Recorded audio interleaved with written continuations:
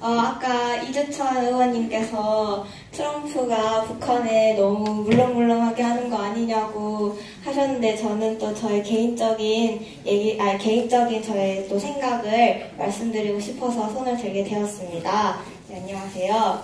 네, 저는 그렇게 생각합니다. 지금 대한민국에 불법적이지만 그 대통령이라는 자리에 문재인이라는 정권이 앉아있지 않습니까? 그 사람들이 대한민국에 그렇게 앉아서 그 가장 최고의 권력을 휘두르고 있는 한, 트럼프가 대한민국과 연합해서 북한을 치고 싶어도 대한민국의 지금 최고의 리더자에 그 사람이 앉아있는 한 대한민국과 연합해서 마음껏 저 대북 제재를 저희가 원하는 결과를 할 수 있는 그런 거를 자유롭게 할 수가 없잖아요. 그래서 저희가 이루어야 할 것은 빨리 대한애국당이 100만 당원이 되어서 확고한 정당이 되고, 그 다음에 박근혜 대통령님이 복권이 되셔서 대한민국의 정권이 바로 잡혔을 때, 그때야말로 우리 대한민국의 수상과 대한민국의 최고의 리더장인 대통령과 또 미국의 대통령이 힘을 합쳐서 그때야말로 바로 정말 직접적이고 강력한 그런 대북 제재가 이루어지지 않을까, 그렇게 저는 생각을 합니다. 네. 아주 젊은 학생이 아주 현실적인 이야기를 해줬습니다. 그 다음에 한 분만 더 말씀하시죠. 예, 됐습니다. 우리가 통일로 가기 위해 마이크 있습니다. 우리가 대한민국이 남북 통일을 하기 위해서는 그 중국을 꼭 견제를 해야 돼요. 그래서 중국을 어떻게 견제하느냐에 따라서 우리가 통일로 좀 쉽게 갈 수 있거든요. 중국은 북한을 자기의 속국으로 만들기 위해서 계속 이렇게 통일로 가는 길을 가로막는다고 저는 생각하고 있습니다. 그래서 중국을 견제할 수 있는 방법이 저한테 하나 있거든요. 있는데 그거를 유종열 전략 전문가이신 분한테 말씀드리고 싶은데, 그건 여기서 공개적으로 할 수 없고 나중에 기회가 될 말씀드리겠습니다.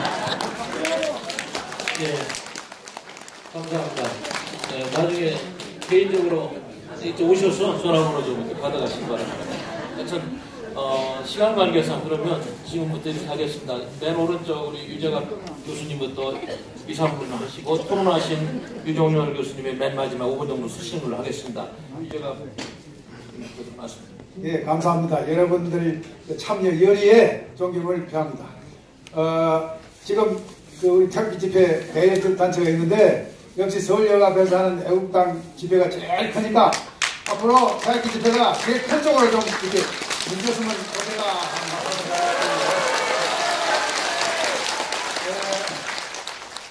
통일 문제, 궁극적인 해결은 통일인데, 유종열 교수께서도 지적했죠. 어떻게 통일하느냐? 뭐 여러 가지 많죠. 평화적으로 하는 거, 우리 헌법에도 자유민주주의 질서를 기반으로 해서 평화적으로 하자 그랬으니까 평화적으로 하는 방법 뭐 등등 있지만은 협상을 통해서 통일하는 방법이 역사상 없어요. 협상을 통해서 통일이 되려면 협상 당사자가 힘이 무지무지하게 강해야 돼. 그럴 때만 돼. 상대방을 소위 섭속시킬 수 있는 그만큼 힘이 강해야 돼. 그러니까 그 외에는 안 돼요. 지금 현재 예로서 예멘을 보라고. 예멘 세 번이가 왔다 갔다 해야 돼. 도저히 지금 내전을 하고 있잖아요. 유일한 방법은 독일이 통일한 방법이란 말이에요. 독일이 통일한 방법이 뭐냐? 우리말로 흔히 말할 때 흡수통일이란 말이에요. 흡수통일. 그러니까 평화적 방법이 실질적으로 흡수통일이라. 흡수통일이 되려면 두 가지예요. 스스로 망가뜨리든지 바깥에서 망가뜨리든지 두 가지. 그러니까 두 개가 합동을 하면 돼. 북한이 스스로 망가지게 하려면 바깥에서 일체 생존할 수 있는 그 자료를 주지 않으면 돼요. 근데 중국 때문에 문제라. 중국 요거들이, 중국이라는 나라는요, 뭐 여러 가지 많이 얘기할 수 있지만 딱 두 가지만 지적하면, 하나는 뭐냐 하면, 저희 중국의 사상 중에 중국 전문가 옆에 계십니다만, 체와 용이라는 게 체용. 체는 본질적인 거고, 용은 방법적인 거거든, 작동적인 거거든. 체는 뭐예요? 맨날 근사하게 말하는 게 우리는 평화를 사랑한다, 공존을 존중한다, 뭐 주권을 존중한다, 뭐 인권을 존중해. 요딴들이 실컷 해놓고 협상도 평화 협상을 존중한다 해놓고 영은 뭐해? 해배 꼬인지만 해나가는 게 이게 중국을 위한 짓만 해나간다. 근데 믿을 수 없다 그 말이에요. 또 뭐해? 중국 사람들은 국가와 관계하고 당과 당 관계하고 인민과 인민과의 관계를 구분해요. 국가가 지금 뭐냐면 우리는 북한 인민하고 중국 인민하고 관계라서 우리는 손 안 된다. 또는 북한에 노동당하고 중국 공산당하고 관계라서 우리 북한은 손 못 된다. 이런 식으로 또 빠져나가요. 근데 중국하고 뭐 이제 거래를 해가지고 이럴 수 있는 길은 없어요. 이게 협상을 통해서는 안 된다는 말이에요. 그러니까 북한이 망하게 하려면 바깥에서 쪼여가지고 못 살게 만드는 게 더 나아. 그 방법 중에 하나가 북한이 도저히 핵무기를 포기하지 않으면 이제는 미국이 소련을 항해한 것처럼 그쪽을 힘을 약화시키는 분비 경쟁을 해나가는 방법도 하나의 방법이다. 그리고 그 다음 또 하나는 이제 스스로 붕괴되지 않으면 그 다음에 바깥에서 붕괴하도록 만들어야 되는데 거기에 아까 제가 말씀드린 참수작전이거나 선제 타격이다. 이렇게 다시 한번 강조합니다. 감사합니다. 전 교수님. 네. 뭐 제가 중국에 대해서 말씀을 드렸고 또 뭐 보충 설명을 해야 될 것 같은데 이미 유재학 교수님께서 많은 얘기를 하셨고 또 조금 전에 어르신께서는 중국을 견제해야 된다 이렇게 얘기하셨는데 저도 뭐 이 중국에 대한 과도한 기대는 금물이라고 생각하지만 만약에 우리가 할 수 있으면 중국도 잘 활용하는 방안이 더 좋다고 생각합니다. 그러려면 우리가 대중국 협상력이 있어야 되고 또 협상력이 있으려면 우리 스스로가 강해져야 되는데 우리 내부가 단결이나 이런 측면에서 아주 취약한 구조죠. 그래서 뭐 그런 제 얘기보다는 아까 말씀하신 중국을 견제할 수 있는 요책이 있는데 비밀을 하는데 제가 꼭 듣고 가고 싶습니다. 따로 뵙겠습니다. 감사합니다. 네. 자, 우리 이준천 교수님. 제가 아까 좀 틀렸는데요. 급하게 이야기하다 보니까. 네. 아까 답변이. 글쎄, 그게 지금 맞는 말입니다. 근데 제가 이제 중국에 지금 미국이 무역전쟁을 하고 있지 않습니까? 근데 우리 두 가지를 볼 수 있는데 북한 핵 문제에 무관심으로 갈 수가 있고 트럼프가 그 다음에 북한하고 중국을 띄어놓으면서 우리 자유통일에 대한 이제 앞당기기 고사작전 양쪽으로 같이 이해를 할 수가 있는데 이제 그 G2에서 중국을 G2에서 지어버리겠다는 거거든요. G3는 용납하는데 G2는 용납 못하겠다 그게요. 그 일본이 그래서 손봐가지고 잃어버린 20년이 됐는데 한때는 하와이 사겠다, 맨하탄 빌딩 사겠다 해가지고 이런 이 사무라이들이 난리를 벌렸어요. 그러다가 팍상 내려앉았지 않습니까? G2로 올라가려고 하다가 내려간 거죠. 그 지금 중국 입장이 중국의 처지가 그거거든요. 그렇다면 지금 이제 중국하고 분리시키면서 북한 문제를 해결하는 그 롱 스트라티지라고 그러는데 이건 90년대 러시아 공산권 몰락시키는 면서 동서 통일하는 식으로 해야 되고 장기가 큰 바둑판, 큰 판이에요. 그렇기 때문에 그러면은 시간이 많이 걸립니다. 이 중국을 떼어놓고 북한 문제 해결한다는 거는. 그러면 국내가 한국의 경제라든가 안보라든가 한반도에 있는 방공 우익 세력들이 정말 상당히 견뎌야 됩니다. 진실 구축하고 오랫동안에. 그런 견디는 것이 바로 이 애국당을 만드는 거 아닙니까? 이 진지를. 그런데, 효과가 있고. 그래서 이거는 상당히 이제 중국 건드렸으면은 장기전으로 들어갈 수밖에 없다. 하는 점을 말씀을 드리고 싶고. 제가 이제 이번 목요일날 7시에 역사교실 교장으로 있는데 좀 참조 좀 해주십시오. 합주에 10만원인데 종각에서 자유민주국민연합에서 합니다. 부탁입니다. 감사합니다. 우리 발제씨 이중현 교수님 5분 정도 정리해 주시는 시간을 갖겠습니다. 네. 5분에다가 아까 제가 발표를 조금 짧게 했으니까 또 붙어서 할까요? 저는 답변을 할 때 조금 전략적인 답변을 할 테니까 이해하시기 좀 힘들더라도 좀 양해해 주시기 바랍니다. 아까 유 박사님께서, 저 유 박사님 제가 상당히 존경하는 분인데, 제가 한 준 전략적인 방법에 대해서 프리벤티브 어택이나 프리엠티브 어택이냐 하는 걸 어떤 말씀해 주셨는데, 상대방이 쳐들어올 때 그걸 막으려고 하는 것이 프리벤티브, 막는 전쟁입니다. 프리엠티브라는 건 그러면 날 때리려고 한다 그러면 선제 공격을 하는 거. 이게 프리엠티브 어택입니다.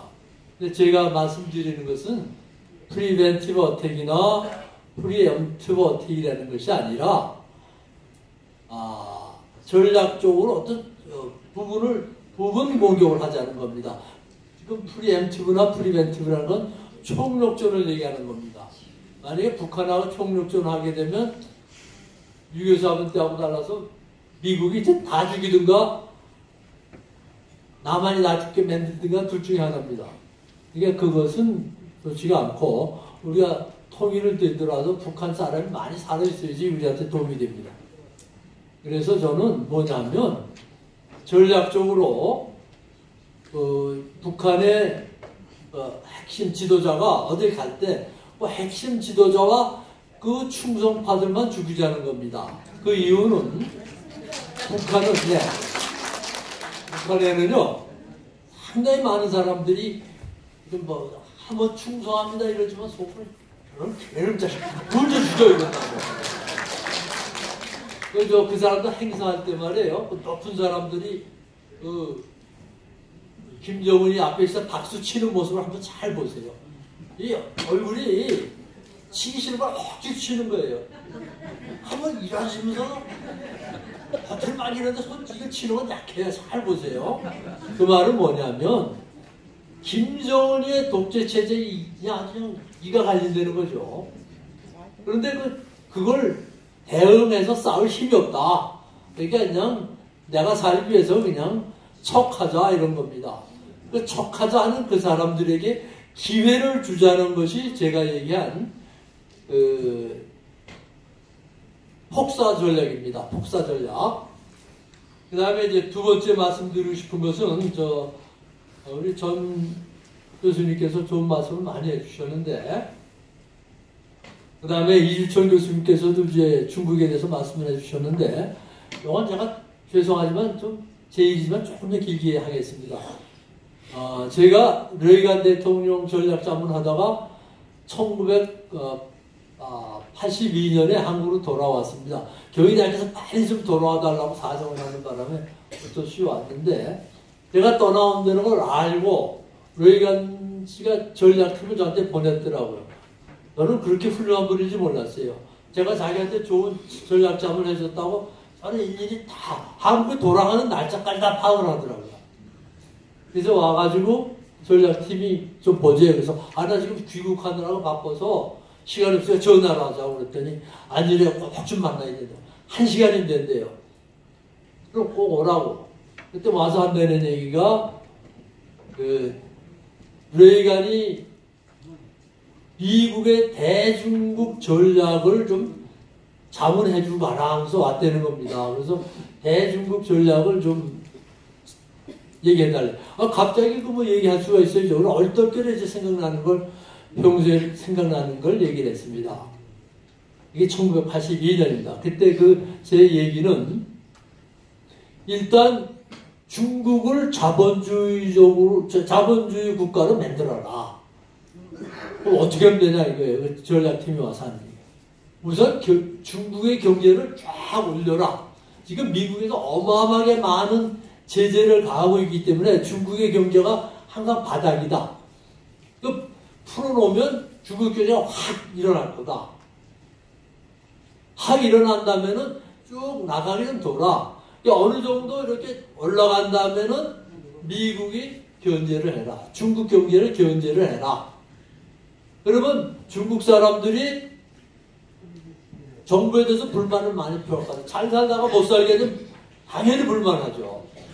불만이 많을 때 그 불만을 자꾸 이렇게 부추겨가지고 중국을 세 나라 내지 네 나라로 자르도록 해라. 그럼 인구가 미국하고 비슷비슷하지 않습니까? 세 나라, 네 나라. 그럼 감이 어디 덤비겠어요?